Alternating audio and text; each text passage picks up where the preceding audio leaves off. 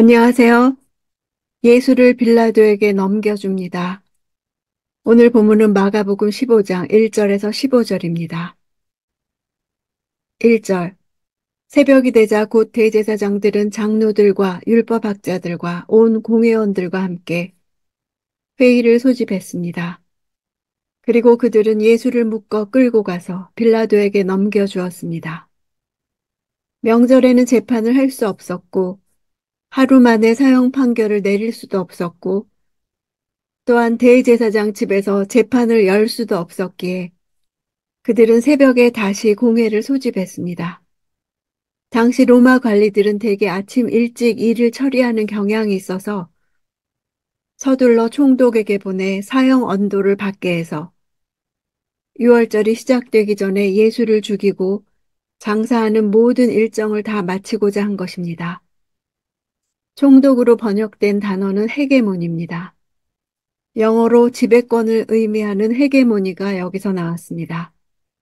빌라도의 정식 이름은 폰티오 필라토입니다. 폰티오라는 지역에서 크게 전쟁에 승리했다 하여 폰티오라고 칭해졌습니다. 그는 로마의 디베료 황제 치하에서 파견된 유대의 5대 총독입니다. 역사적 기록에 의하면 빌라도는 유약한 동시에 잔인했다고 합니다. 자신의 수하에 있는 유대인 관리들을 싫어하고 그들을 이해하려는 노력조차 하지 않는 외골수적인 지배자였습니다. 반유대적 경향을 가졌던 포악하고 무자비한 총독이었던 빌라도는 자신에게 주어진 권한을 필요 이상으로 지나치게 행사하여 많은 유대인들을 학살하는 폭정을 행해서 부임 10년 만에 파면되었습니다. 그는 평상시에는 사령부인 가이사랴에 있었지만 유대인의 명절인 무교절이 되어 수만 명의 유대인들이 예루살렘에 운집하자 질서를 유지하기 위해 예루살렘에 거하고 있었습니다. 2절. 빌라도가 물었습니다. 내가 유대 사람의 왕이냐? 예수께서 대답하셨습니다. 그렇다. 내가 말한 대로다. 유대인의 왕은 로마 총독이 로마법에 의해 예수를 십자가에 처형할 수 있는 죄목이었습니다. 반로마 독립운동의 지도자를 가리키는 용어였기 때문입니다. 당시 유대인들에게 메시아는 군사적 메시아이며 유대인들을 지배하는 로마에 대항하는 메시아였습니다. 빌라도는 로마 총독으로서 점령군을 책임지고 있었고 법과 질서의 문제에 민감했습니다. 빌라도의 관심은 예수가 정치적인 권력을 장악해서 로마의 법과 질서에 위협을 가했는가입니다.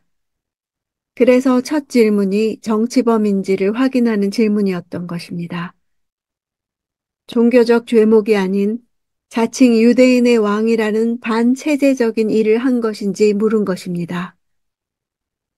거기에 대해 예수님의 대답은 헬라어 원문으로 보면 내가 그렇게 말하고 있다가 됩니다. 긍정과 부정을 동시에 가진 애매한 답변입니다. 내가 한 말이 틀린 것이라 할 수는 없지만 내가 염두에 두고 있는 그런 의미는 아니다. 이런 뜻입니다. 왕이라는 사실은 맞지만 정치적 왕이 아니라 인간을 진리 아래 복종시키며 그들에게 영원한 생명을 주는 만왕의 왕임을 말씀하신 것입니다. 빌라도는 예수의 답변에 대해 과연 어떤 의미에서 유대인의 왕이셨는지 정확히 이해하지 못했습니다. 3절.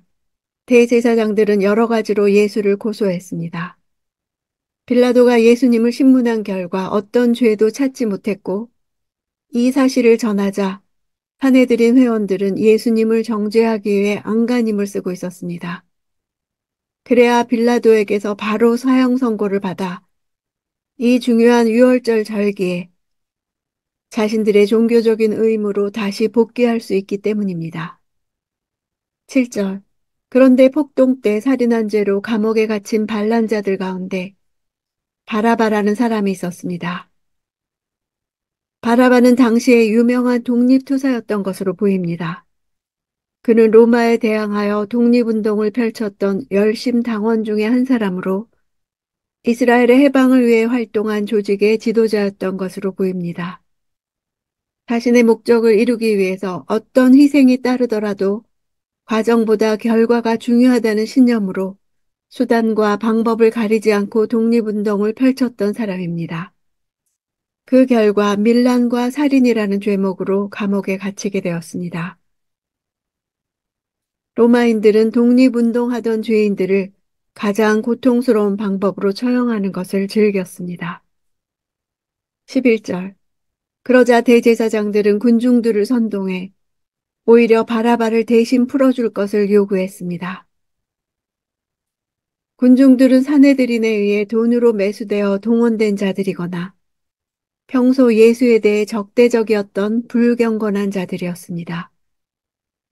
역사 기록에 의하면 유대 종교 지도자들이 로마 관리나 당국의 어떤 사안을 청원할 때면 될 수 있는 대로 많은 숫자로 구성된 시끄러운 대표단으로 압력을 가했다고 합니다.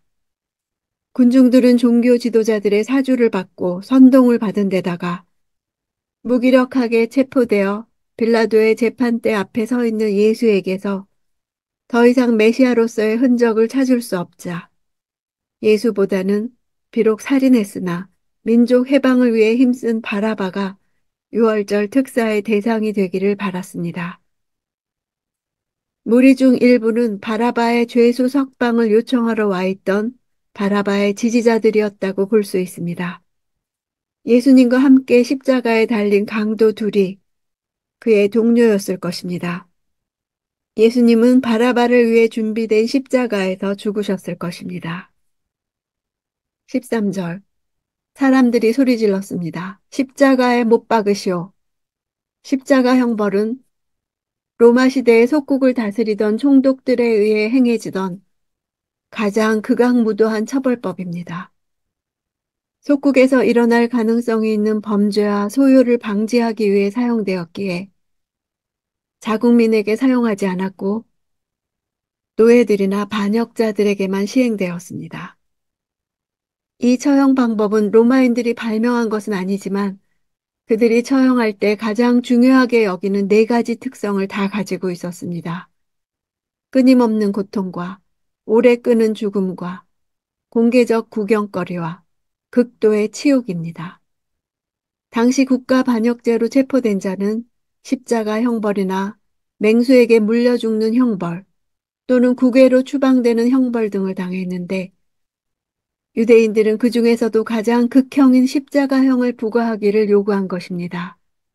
못 박으라는 것은 현재의 명령형입니다. 지금 당장 십자가에 못 박으라는 강압적 행동을 표현하고 있습니다. 이같이 집단적으로 입을 맞춰 크게 소리 높여 요구하는 것은 그들의 분노와 요구가 배후 조종당에 조직적으로 진행되고 있음을 알 수 있습니다. 14절. 빌라도가 물었습니다. 도대체 그가 무슨 죄를 지었다고 그러느냐? 그러나 그들은 더 큰 소리로 외쳤습니다. 십자가에 못 박으시오. 빌라도는 예수를 놓아주려는 의지 아래 죄가 없다는 말을 한 것이며 자신은 예수에게서 죄를 발견하지 못했다고 말하고 있는 것입니다. 유월절 어린 양은 흠이 없어야 함을 빌라도를 통해 증언하고 있는 것입니다.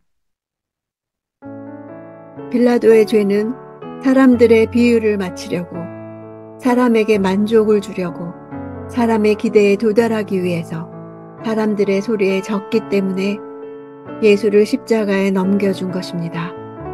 우리도 말씀을 묵상하는 가운데 내 죄를 알고도 사람들 사는 대로 살고 사람들 핑계를 대고 사람들이 원하는 대로 삽니다. 무리들이 일치하여 소리치고 더 큰 소리로 요구한 것처럼 세상은 내가 믿음으로 살려고 할 때 나를 반대하고 이해하지 못하고 조롱합니다. 빌라도의 마음에 있는 두려움이 나에게도 있습니다. 사람을 두려워하는 마음과 자리를 잃을까 하는 마음이 있습니다. 빌라도의 입을 통해 예수께서 무죄하다고 밝힌 것은 예수님의 죽음이 나 때문이라는 사실을 말하고 있는 것입니다. 예수께서 당하신 일들은 내게 일어나야만 하는 일들입니다.